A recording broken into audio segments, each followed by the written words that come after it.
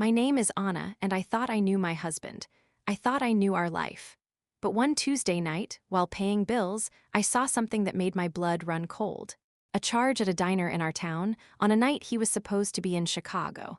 I asked him about it, and he explained it away. So I let it go. But deep down, something told me not to. Something told me to dig deeper.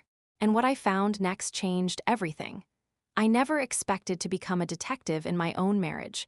I never expected to learn that the man I loved was capable of things I could never imagine. This is my story. And if you are watching this, it means I am finally ready to tell my story. It has taken me a long time to get to this place, to feel strong enough to share what happened. But I think it is important to tell it. Not just for me, but for anyone who has ever felt that cold, creeping feeling that something is wrong. For anyone who has ever ignored their gut because they were too afraid of what they might find. My story begins on a Tuesday. Just a regular Tuesday. The kind of Tuesday that you forget as soon as it is over. I was home alone, doing what I always did on the first Tuesday of the month. I was paying bills. It was my little routine. I would make a pot of chamomile tea, light a lavender candle on the kitchen counter, and put on some soft jazz music. It made the boring task feel almost like self-care. I would sit at the kitchen table with my laptop, a stack of mail, and a pen, and I would take care of our life, one bill at a time. The house was quiet. Mark, my husband of 6 years, was in Chicago for a business conference. He traveled a lot for his job in sales. It was something I had gotten used to over the years. At first, it was hard. I missed him. But over time, I learned to fill the empty evenings with my own things. Book club, yoga classes, dinner with my girlfriends. I built a life that worked around his absences. That Tuesday, I was looking forward to a quiet night after I finished the bills. Maybe a bubble bath and an early bedtime. I logged into our joint bank account. We had opened it right after we got engaged. It was meant to symbolize our new life together, a life where everything was shared. The mortgage, the utilities, the grocery bills, the little vacations we took twice a year. It was our money, our life, all in one place. I started going through the transactions, matching them to the paper bills in front of me. Mortgage payment, check. Electric bill, check. Water and sewer, check. Car payment, check. Everything was in order. I felt that little rush of satisfaction that comes from being a responsible adult. But then something caught my eye. It was a small charge, easy to miss if you were not paying close attention. $87.50 at a place called the Cozy Nook Diner. The date was Monday night, the night before. I stared at the screen, my fingers hovering over the keyboard. Mark was in Chicago. He had sent me a picture from his hotel room, a beautiful view of the Chicago skyline at dusk. He had called me around 9 o'clock to say goodnight, his voice warm and familiar. He told me he missed me and that he could not wait to be home. So why was there a charge at a diner in our small Ohio town? My first thought was innocent. Maybe the conference ended early. Maybe he decided to drive home and surprise me. He had done things like that before, early in our marriage. Little romantic gestures that made my heart swell. But he would have told me. He would have walked through the door with a silly grin on his face, holding flowers or a bottle of wine. The house was dark and quiet. He was not here. I picked up my phone and texted him. I tried to keep my voice light, casual. Hey hun, hope the conference is going well. Quick question, did you stop at the Cozy Nook last night? I just saw a charge on our card. Probably nothing, just checking. I hit send and waited. I stared at the screen, watching the little bubbles that showed he was typing. They appeared, then disappeared. Appeared again, then disappeared. He was typing and deleting, typing and deleting. My heart started to beat a little faster. Why was it so hard to answer a simple question? Finally, after what felt like an hour but was probably only 10 minutes, his reply came. It was a text, not a call. Oh yeah, I forgot about that. One of the guys from the conference lives near there. We grabbed a late bite after the sessions ended. My mistake, I will be more careful. I read the message 3 times. One of the guys from the conference lives near there. Near the Cozy Nook Diner. In our town. That did not make any sense. Why would a guy from a Chicago conference live in our small Ohio town? I opened a new browser tab and searched for the Cozy Nook Diner. There was only one. It was located on Main Street, 20 minutes from our house. 20 minutes from the life we built together. I told myself to calm down. Maybe it was a different cozy nook. Maybe there was another one I did not know about. I searched again, expanding my search to include nearby cities. Nothing, just the one. The knot in my stomach tightened. It was small, just a tiny pebble of doubt, but it was there. I tried to push it away. I trusted Mark. I loved Mark. He loved me. We were happy. Weren't we? I did not bring it up again that night.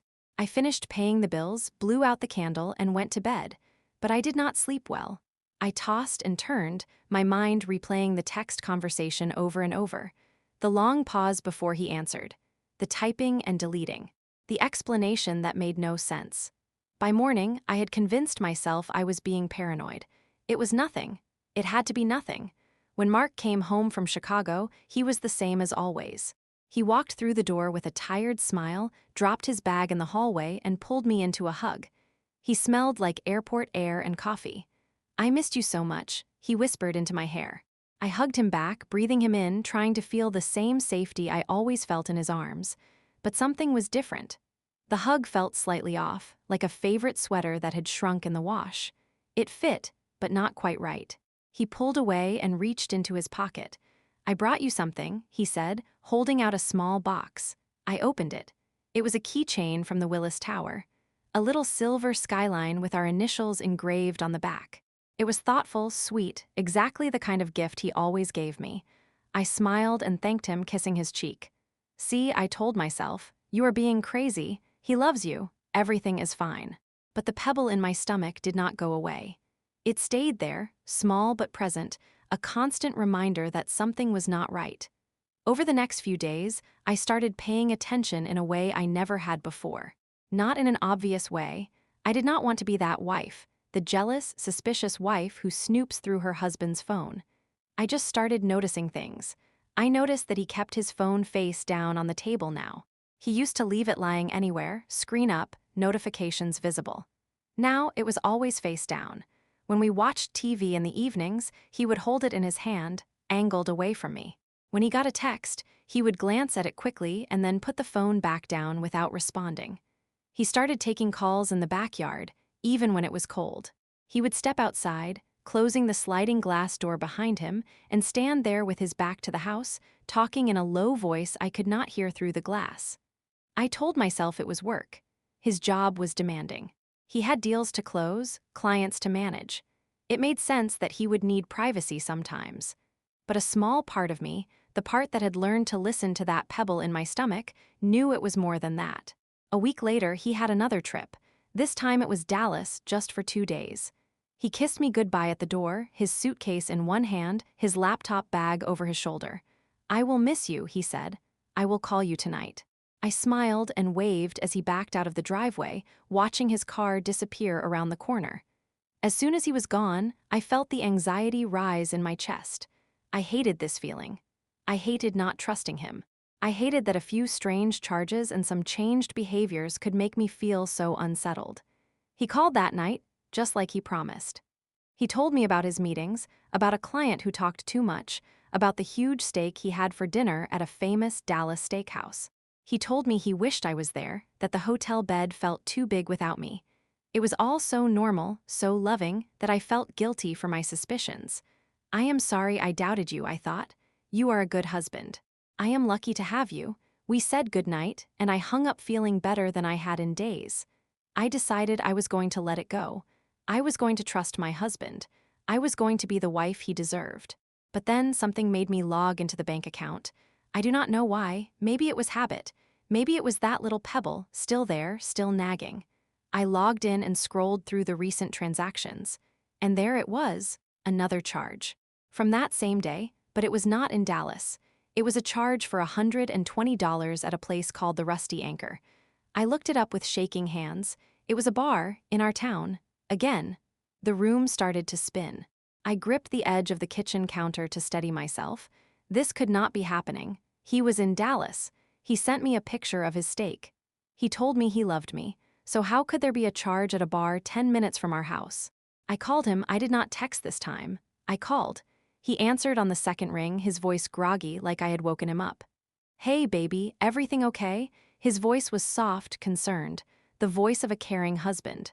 My voice was steady, but inside I was crumbling. Mark, where are you? In my hotel room in Dallas. Why? It is late, I was just falling asleep. He sounded confused, like my question made no sense. There is another charge on our card, I said, at a bar called the Rusty Anchor. It is here, Mark. It is in our town. The silence that followed was the worst sound I have ever heard. It was not just silence. It was the sound of a lie collapsing. It was the sound of my marriage breaking. I could hear him breathing. I could hear him thinking, scrambling, searching for an explanation that would make this all go away. Anna, listen, he finally said. His voice was different now. It was careful, measured. The voice of a man building a story. It is a loyalty program thing. I let my friend Dave use the card. He pays me back in cash. He needed to get some drinks for a work thing, and his card was maxed out. I was going to tell you. I just forgot. I am sorry. I should have told you. Dave, his friend from work. It was plausible. Dave was a nice guy. I had met him at company parties. He was always friendly, always laughing. It could be true. It was just plausible enough to make me doubt myself again. But this time, the pebble in my stomach was not a pebble anymore. It was a stone, a hard, cold stone of truth that I could no longer ignore. I did not confront him further. I did not have the energy. I just said, okay, Mark. Just please tell me next time. I hung up the phone and sat at the kitchen table for a long time, staring at the wall. The tea I had made earlier was cold. The candle had burned out. The jazz music had stopped playing, leaving only the hum of the refrigerator. I sat there in the quiet, and I let myself feel the truth I had been avoiding. Something was wrong. Something was very, very wrong, and I could not pretend anymore. I did not sleep that night. I lay in our bed, staring at the ceiling, going over every moment of our marriage. The late nights at work, the sudden business trips, the way he would sometimes look at me like I was a stranger. The way our conversations had become surface level, never diving too deep. The way he would flinch when I touched his phone by accident. It was all there, all the signs I had ignored because I did not want to see them. I had built my life on the foundation of our love, and now that foundation was cracking. The next morning, I made a decision. I was not going to be a victim. I was not going to sit around crying while my husband destroyed everything we had built. I was going to find out the truth, no matter how much it hurt, and I was going to protect myself. I called the bank, not the regular customer service line. I called the fraud department. A woman named Patricia answered. Her voice was calm and professional, and just hearing it made me feel a little better. I explained the situation as calmly as I could. I told her that I suspected my husband was using our joint card for personal purchases without my knowledge or consent. I did not tell her about my suspicions of an affair. That felt too personal, too raw. I just talked about the money. Patricia listened without interrupting. When I finished, she explained my options. Because it was a joint account, Mark had as much right to use the money as I did. We could close the account and open a new one, but that would require both our signatures. I did not want to tip him off. Not yet. I needed more time to figure out what was really going on. Then Patricia mentioned something that changed everything. She asked if I had any other accounts, anything in just my name. I almost laughed. I had completely forgotten about the savings account I opened before we got married. It was from my old job, money I had saved when I was single and carefree. It had a few $1,000s in it, money I had tucked away and then forgotten about when our lives merged. It was my safety net, and I had not thought about it in years. Patricia advised me to move my half of the joint account funds into my personal account. I could do that without Mark's permission. It was my money too, and I had every right to protect it. I thanked her and made a note to do that as soon as we hung up. But then an idea started forming in my mind. An idea that was so simple, so perfect, that it almost scared me. Patricia, I said, my voice low, the physical debit card, the one for the joint account. If I were to report my card lost or stolen, you would send a new one, right? Yes, ma'am, to the address we have on file. And if I were to change the address on file for that card to my mother's house, just temporarily, while mine is supposedly lost, you could send the new card there. There was a tiny pause on the other end of the line. I held my breath, waiting. I knew I was asking something unusual. I knew it might raise red flags, but Patricia was a professional. And more than that, she was a woman. I think she understood more than I was saying. "We can do that for you, Miss Anna," she said finally, "for your security. I can update the mailing address for the replacement card right now. The old card will be deactivated immediately. The new card should arrive in 5 to 7 business days." I did it. I changed the address. I reported my card lost. I ordered a new one to be sent to my mother's house, 60 miles away. Mark had no idea. He was still in Dallas, or wherever he really was, thinking his card was working, thinking his secret was safe. But his card was already dead.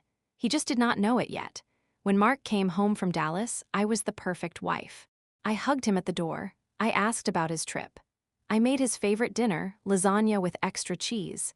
He ate it happily, telling me stories about his meetings, about the people he met, about how much he missed home cooking. I smiled and nodded, playing my part. We watched a movie together on the couch, his arm around my shoulders. He fell asleep during the credits, his head tilted back, his mouth slightly open.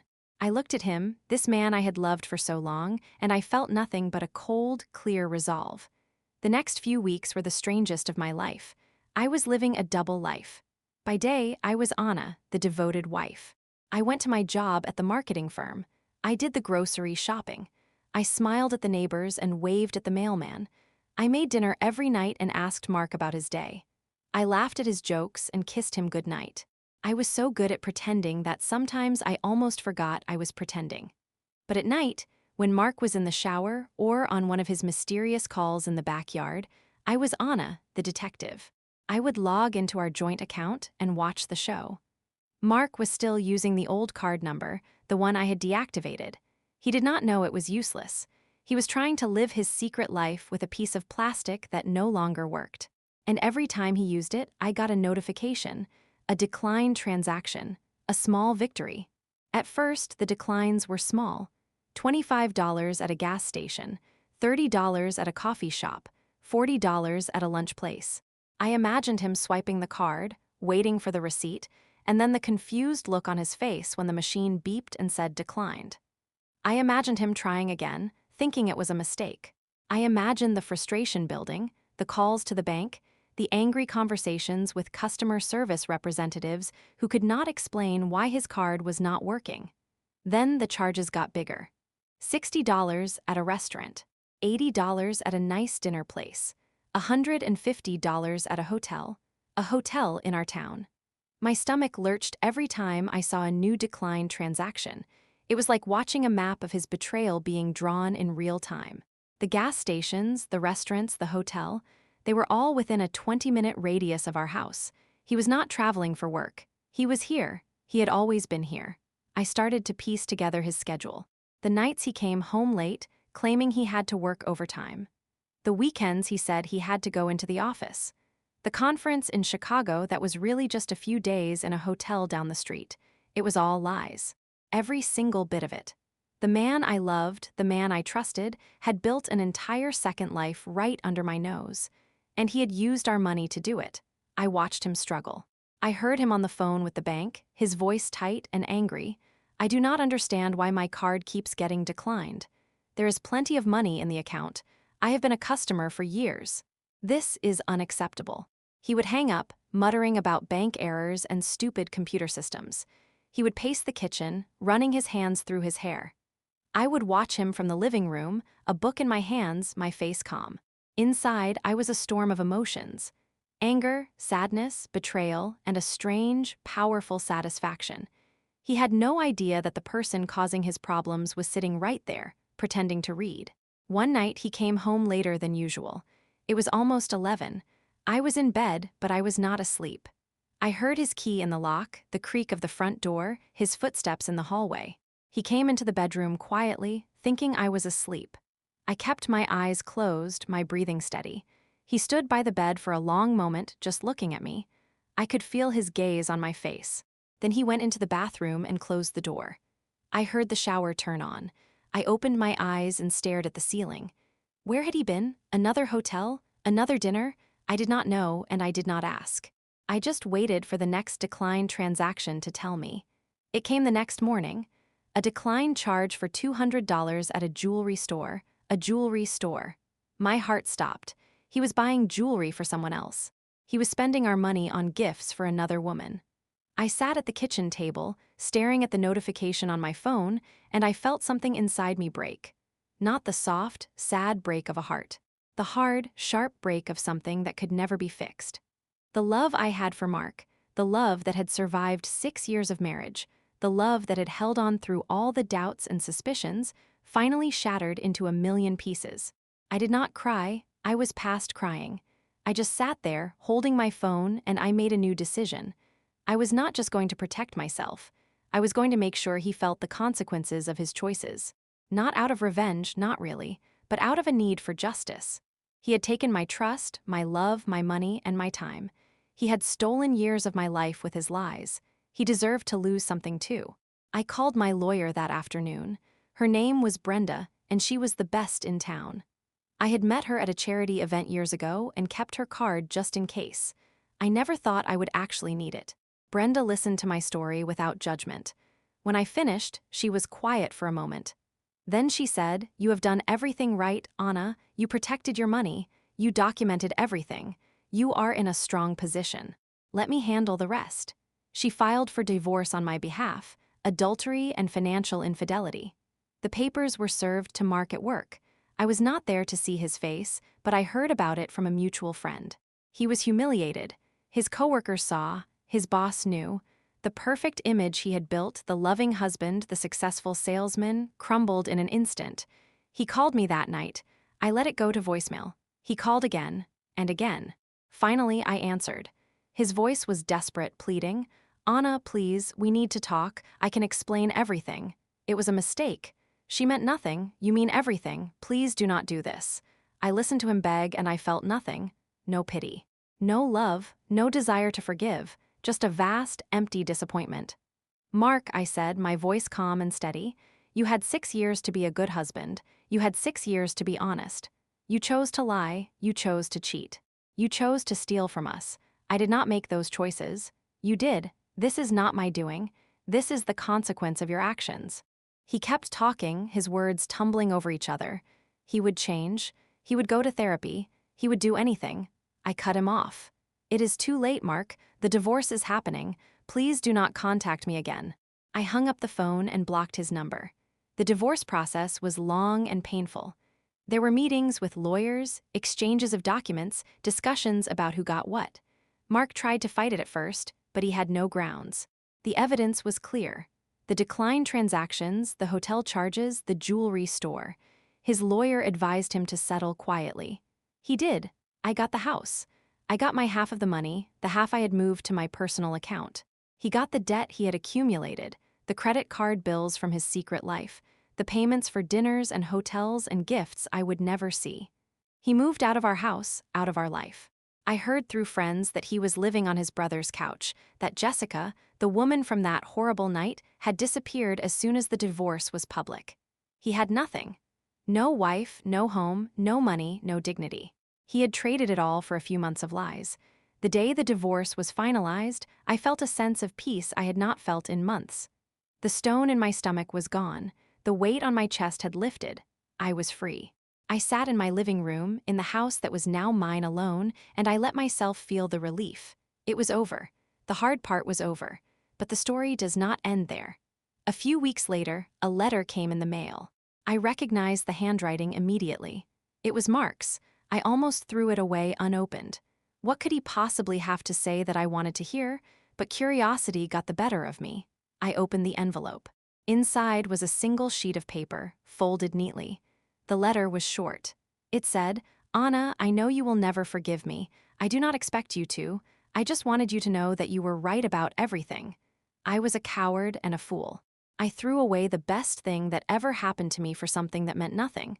I think about you every day. I think about the life we could have had. I hope you find someone who deserves you. Someone who would never hurt you the way I did. I am sorry, Anna. I am so sorry. Mark." I read the letter twice. The first time I felt a flicker of something, not forgiveness, but maybe a tiny bit of pity. The second time I felt nothing, just the quiet certainty that I had made the right choice. I folded the letter, put it back in the envelope, and dropped it in the recycling bin. It was not worth keeping. It was not worth remembering. That was 6 months ago. 6 months of learning to be alone, of figuring out who I was without Mark. It has been hard. There are nights when I still miss him, or at least, I miss the man I thought he was. There are moments when I pass a restaurant we used to love or hear a song that was ours, and I feel a pang of sadness for what I lost. But the sadness passes. It always passes, and what is left is something stronger, something better. I have learned so much about myself in these 6 months. I have learned that I am stronger than I ever knew. I have learned that I can survive things I never thought I could survive. I have learned that my happiness does not depend on anyone else. It comes from inside me. It comes from the quiet mornings with my coffee and my garden, from the books I read at night, from the friends who showed up for me when I needed them most. It comes from the simple, beautiful fact that I am enough all by myself. My garden is thriving now. The flowers are bright and colorful. The tomatoes are plump and red. I spend hours out there on weekends, my hands in the soil, feeling the sun on my face. It is my therapy, my peace. I talk to the plants sometimes, telling them about my day. They are good listeners. I have started going back to book club. I stopped going during the worst of it, too ashamed to face my friends, too exhausted to pretend. But they welcomed me back with open arms. They did not ask a lot of questions. They just showed up with casseroles and wine and hugs. Real friends, I learned, are the ones who stay when everything falls apart. I went to yoga last week for the first time in over a year. I was nervous, worried that I would be rusty, that everyone would stare. But the instructor was kind, and the class was full of people at all different levels. I moved through the poses slowly, feeling my body stretch and strengthen. At the end, during the final relaxation, I lay on my mat with my eyes closed, and I felt tears slide down my cheeks. Not sad tears, grateful tears. I was grateful to be there in that room, in that body, in that moment, alive, healing, free. I think about Mark sometimes, not with anger anymore. Anger takes too much energy. I think about him with a kind of distant sadness, like remembering a character from a book I read long ago. I hope he is okay. I hope he has learned something from all of this. I hope he becomes a better person. But I do not need to be part of that journey. My journey is my own. The ending of my story is not dramatic. There is no big confrontation, no final showdown. It is just me, sitting on my back porch on a Sunday morning with a cup of coffee and a good book. The sun is warm on my skin. The birds are singing in the trees. My cat Oliver is curled up on the chair next to me, purring softly. It is ordinary, it is peaceful, it is everything. I think back to that Tuesday, the one where it all started. The tea, the candle, the jazz music, the charge at the cozy Nook diner, the pebble in my stomach that grew into a stone. I think about how scared I was, how uncertain, how alone. I think about the phone call to Patricia at the bank, the decision to change my information, the quiet power of watching those declined transactions pile up. It was a small act, but it was the first step on a long journey. A journey back to myself. If you are watching this and you are going through something similar, I want you to know that you are not alone. I want you to know that it is okay to trust your gut. If something feels wrong, it probably is. Do not ignore it. Do not explain it away. Do not let anyone make you feel crazy for paying attention. Your instincts are there to protect you. Listen to them. And if you find yourself in a situation where you need to protect yourself, do it. Do not wait. Do not hesitate. Call the bank. Call a lawyer. Call a friend. Take whatever steps you need to take to keep yourself safe. It might feel scary. It might feel overwhelming. But you are stronger than you know. You can do hard things. You can survive. I am Anna. I am divorced. I am alone, but I am not lonely. I am healing one day at a time. I am learning to trust again, not others, but myself. I am building a life that is truly mine, brick by brick, flower by flower, and it is beautiful. It is quiet and simple and completely, utterly mine. Sometimes, when I am sitting in my garden, I think about that moment when I changed my bank info and ordered a new card. It seems so small now, such a tiny act in the middle of a huge storm, but it was everything. It was me saying, I matter, my money matters, my life matters, I will not be used, I will not be a victim, I will take back what is mine. And I did. I took back my money, I took back my house, I took back my peace, I took back my future, and in the process I found something I did not even know I was looking for. I found myself, so that is my story. It is a story about love and betrayal, about pain and healing, about loss and discovery. It is a story about a woman who thought her life was over, only to realize it was just beginning. It is a story about a small act of defiance that changed everything. I changed my bank info and got a new card, and in doing so, I got my life back. Thank you for listening.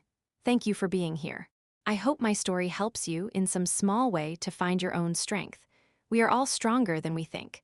We are all capable of more than we know. And no matter how dark things get, the sun always comes out again. It always does. I am Anna, and I am free.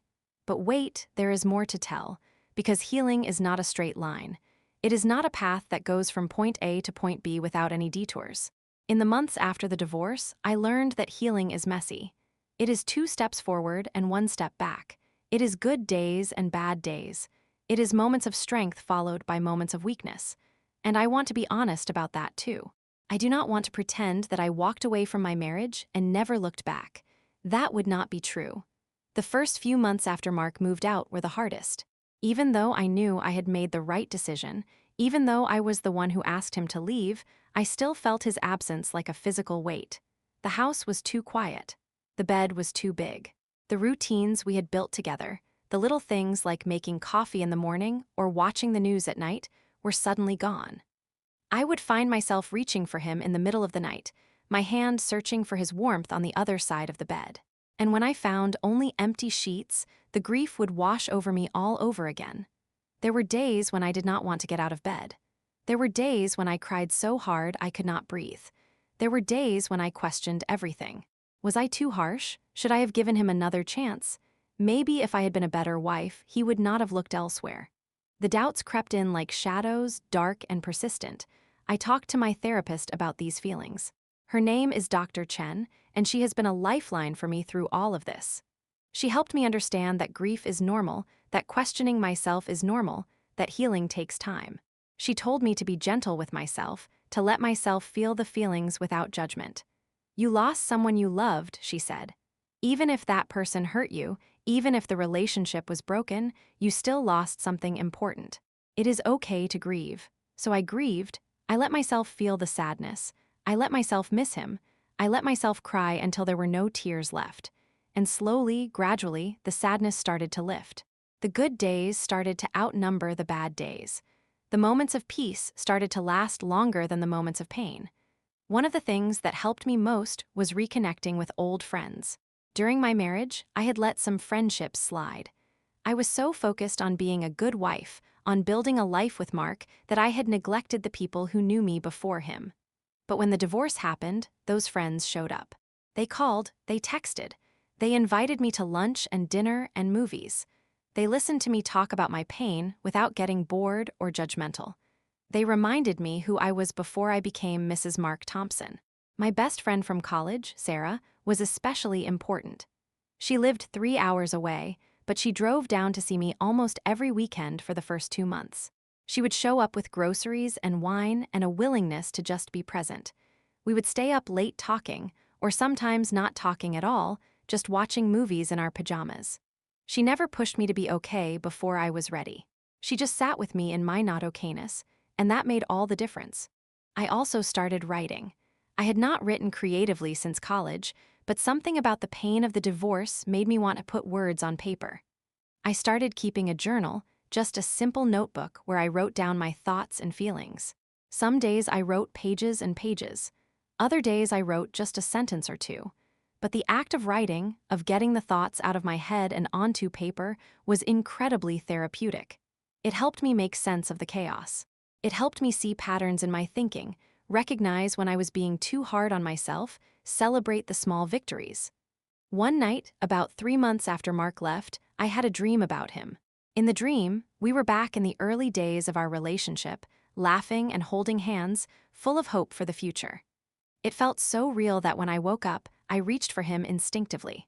The empty space beside me felt like a punch to the gut. I lay there in the dark, tears streaming down my face, and I let myself feel the loss all over again. But this time, something was different. Alongside the sadness, there was also a sense of clarity. The man in my dream was not the man who had lied to me, who had cheated on me, who had stolen from me. The man in my dream was a fiction, a character I had created. The real Mark, the one who had hurt me so deeply, was not someone I wanted back. That was a turning point for me. From that night on, the dreams became less frequent. The longing became less intense. I started to see my future not as something I had lost, but as something I could build. I threw myself into projects around the house. I painted the living room a soft sage green, a color Mark had always said he hated. I bought new curtains, bright and cheerful, nothing like the neutral tones we had chosen together. I rearranged the furniture, creating a space that felt like mine. Every change I made was a small act of reclaiming my home, my life, myself. I adopted Oliver from the local animal shelter. He was a scruffy orange tabby with a crooked tail and the loudest purr I had ever heard. The moment I saw him in his cage, reaching his paw through the bars like he was waving at me, I knew he was mine. He has been my constant companion ever since, curling up on my lap while I read, following me from room to room, sleeping on the pillow next to mine. He does not judge me, he does not lie to me, he just loves me, simply and completely. Sometimes I think he saved me as much as I saved him. I also started dating myself. That sounds strange, I know, but it is something my therapist suggested. Take yourself out, she said. Do the things you used to do with Mark, but do them alone. Learn to enjoy your own company, so I did. I went to movies by myself, something I had always been too self-conscious to do. I went to nice restaurants and sat at the bar, ordering a glass of wine and a good meal, watching the world go by. I went for long walks in the park, listening to podcasts and audiobooks. I took myself on a weekend trip to a bed and breakfast in the countryside, just me and a stack of books. And you know what? I loved it. I loved the freedom of making all the decisions, of not having to consider anyone else's preferences, of being completely, utterly in charge of my own happiness. 6 months turned into a year. A year turned into 18 months. And somewhere along the way, I stopped counting. I stopped measuring my life in terms of before and after. I started living in the present, in the now. I got a promotion at work. My boss called me into his office one day and told me that my recent projects had been outstanding, that my colleagues spoke highly of me, that they wanted to make me a senior account manager. I walked out of that meeting with a smile so wide my cheeks hurt. It was not just about the money or the title. It was about being seen, being valued, being recognized for who I was and what I could do. Mark had never made me feel that way. Mark had taken me for granted, but my work, my career, that was mine, and I was good at it. I started volunteering at a local women's shelter on weekends. It was something I had thought about doing for years but never made time for. Now I had time. I had time to give, to help, to make a difference. I worked with women who were in situations far worse than mine, women who had been abused and abandoned, women who had nowhere to go and no one to turn to. Listening to their stories, helping them navigate the system, just sitting with them and holding their hands gave me a sense of purpose I had never felt before. It reminded me that my pain was not unique, that suffering is part of the human condition, but so is resilience. These women were resilient. They were fighters. And so was I. One day at the shelter, I met a woman named Maria.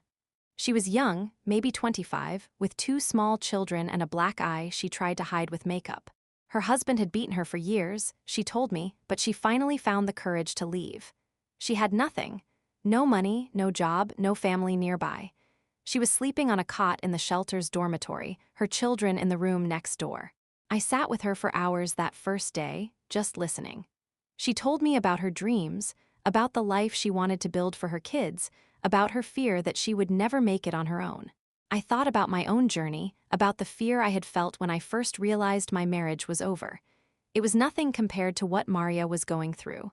But maybe, just maybe, my story could help her. So I told her. I told her about Mark, about the lies and the cheating, about the bank card and the declined transactions. I told her about the divorce and the healing and the long, slow process of finding myself again. She listened with wide eyes, and when I finished, she reached out and took my hand. "Thank you," she said. "Thank you for telling me that. It gives me hope." That moment changed something in me. I realized that my story was not just mine anymore. It belonged to anyone who needed to hear it. It was a story of survival, of strength, of the power of trusting yourself. And if sharing it could help even one person, then it was worth telling. So here I am, telling you. I do not know who you are or what you are going through. Maybe you are in the middle of your own storm, wondering if you will ever see the sun again. Maybe you are on the other side, looking back, trying to make sense of it all. Maybe you are just curious, drawn to a story of betrayal and revenge. Wherever you are, I hope my words reach you. I hope they remind you that you are not alone. I still think about Mark sometimes, but it is different now. I do not feel anger or sadness or longing. I feel a kind of detached curiosity, like wondering what happened to a character in a book you read years ago. I heard through the grapevine that he moved out of state, that he is working a job he hates, that he has not found anyone new. Part of me feels a tiny twinge of sympathy for him. He made terrible choices, but he is still a human being, still capable of pain and regret. I hope he finds peace someday. I hope he learns from his mistakes, but I do not need to be part of that process. My path and his path diverged a long time ago, and mine is leading me somewhere better. I have started dating again. It is strange and awkward and sometimes wonderful. I have been on good dates and bad dates, dates that made me laugh and dates that made me want to run for the hills. I have met kind men and boring men, and one man who talked about his ex-wife for 2 straight hours. I am not looking for a replacement for Mark. I am not looking for someone to complete me. I am just open to the possibility of connection, of companionship, of love. If it happens, it happens. If it does not, that is okay too. I am complete on my own. There is one man I have been seeing for a few months now. His name is David. He is a high school history teacher, quiet and thoughtful, with a gentle laugh and kind eyes. He knows my story. I told him early on because I did not want to start something new with secrets between us. He listened without judgment, and when I finished, he simply said, "Thank you for trusting me with that. I am honored." We take things slow. We go for walks and have dinner and talk for hours about everything and nothing. He is patient with my triggers, understanding when I need space, supportive when I am having a hard day. He has never met Mark, but he understands the shadow Mark left behind. He does not try to erase it. He just walks beside me, letting me find my own way. I do not know if David is the one. I do not know if there is such a thing as the one. But I know that I am happy when I am with him. I know that I feel safe and seen and valued. And for now, that is enough. My garden is in full bloom now. The roses are spectacular this year, deep red and fragrant. The tomatoes are so plentiful that I have started giving them away to neighbors. The herbs, basil and rosemary and thyme, fill the air with their scent every time I brush against them. I spend hours out there on weekends, weeding and watering and just being. It is my sanctuary, my peace. Oliver is getting older. He sleeps more than he used to, and his jumps are not as high.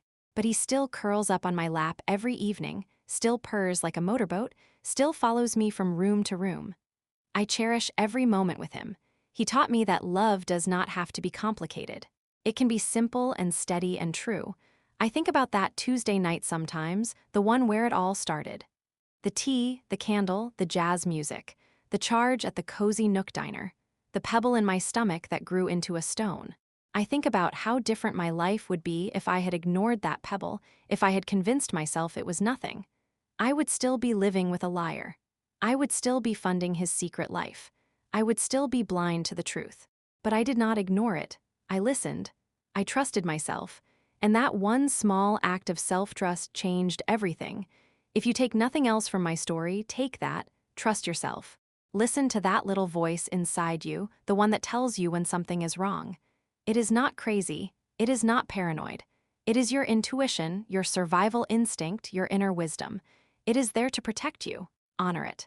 And if you need to take action, take it. Change your bank info, get a new card, call a lawyer, reach out to a friend. Do whatever you need to do to keep yourself safe. It might feel scary, it might feel overwhelming, but you are stronger than you know. You can do hard things, you can survive, you can thrive. I am Anna, I am divorced, I am happy, I am whole, I am free. And this is my story.